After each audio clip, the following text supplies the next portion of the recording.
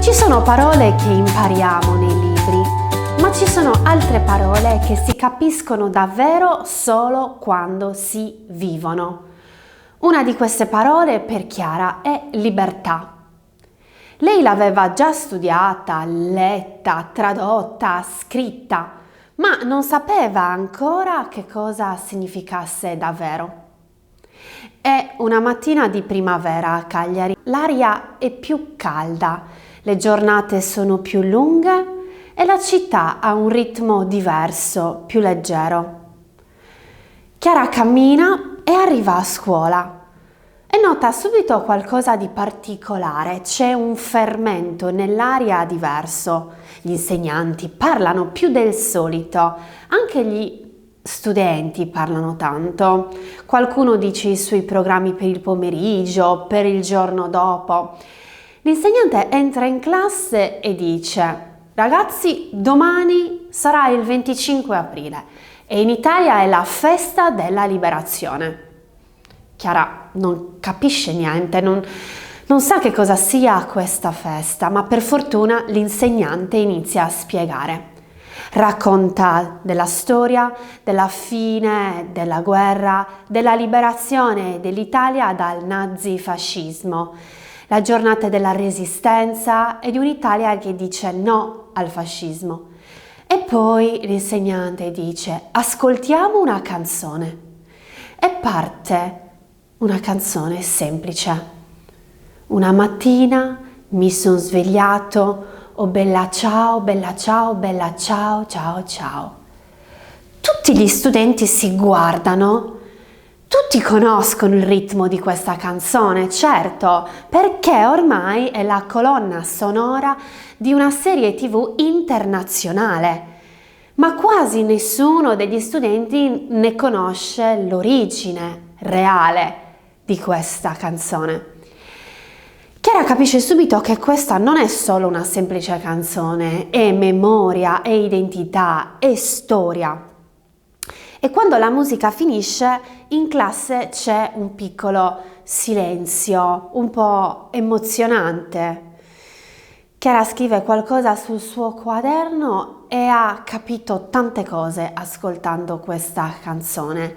L'insegnante ne spiega il significato e spiega anche che questa canzone è diventata ormai un simbolo di lotta e di resistenza e invita gli studenti ad andare l'indomani in giro per la città e partecipare anche a qualche piccolo incontro che ci sarà nelle piazze.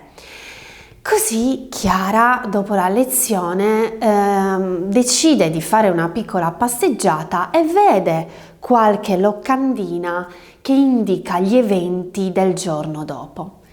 Così arriva il giorno dopo e Chiara decide di uscire la mattina perché non c'è scuola, è il 25 aprile, quindi anche la scuola è chiusa.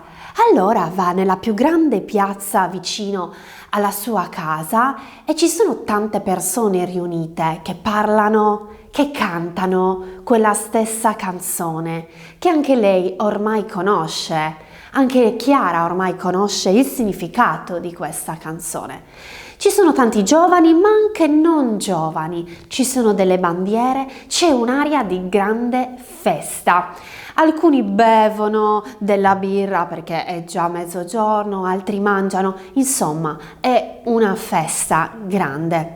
Allora Chiara cammina tra le persone, è da sola, ma si sente parte di un gruppo. E quindi capisce che questa festa è veramente parte della identità di questa comunità, di questo paese. Dopo un po', mentre cammina tra le persone, sente caldo e si ferma davanti a una gelateria piena di gente. Guarda i gusti, sceglie qualcosa di semplice, è il suo primo gelato della stagione e si siede su una panchina. Intorno a lei la piazza continua a vivere, le voci, le risate, la musica. Assaggia questo gelato, il primo gelato dell'anno. Il gelato è una cosa semplice, ma quel gelato per lei ha un sapore nuovo, ha un sapore di libertà, come in questa giornata. Oggi Chiara ha imparato nuove parole ed espressioni. Liberazione, atto di diventare liberi. Resistenza, movimento che ha combattuto contro il nazifascismo. Piazza, un luogo centrale di incontro nelle città italiane. Festeggiare, celebrare qualcosa insieme. E una parola molto importante, libertà, la possibilità di vivere, scegliere, esprimersi senza costrizioni. E ha imparato anche un'espressione importante, sentirsi parte di qualcosa. Significa sentirsi parte di un gruppo, sentirsi di appartenere a qualcosa di più importante. Allora Chiara ritorna nella sua casa la sera, ripensa alla lezione del giorno prima, alla musica, alla piazza, al gelato e scrive: oggi ho capito che la libertà non è solo una parola, è sinonimo di vita. A volte imparare una lingua significa imparare la storia, le emozioni, i momenti importanti di quella comunità. E a volte anche un gelato al sole ci permette di capire quanto sia importante poter scegliere nella vita, poter essere liberi, come ora è Chiara. Anche tu, come Chiara, vai ad ascoltare la canzone Bella Ciao, ascolta nelle parole, guarda il testo e senti il vero significato di questa canzone. Un caro saluto e a presto da Carla.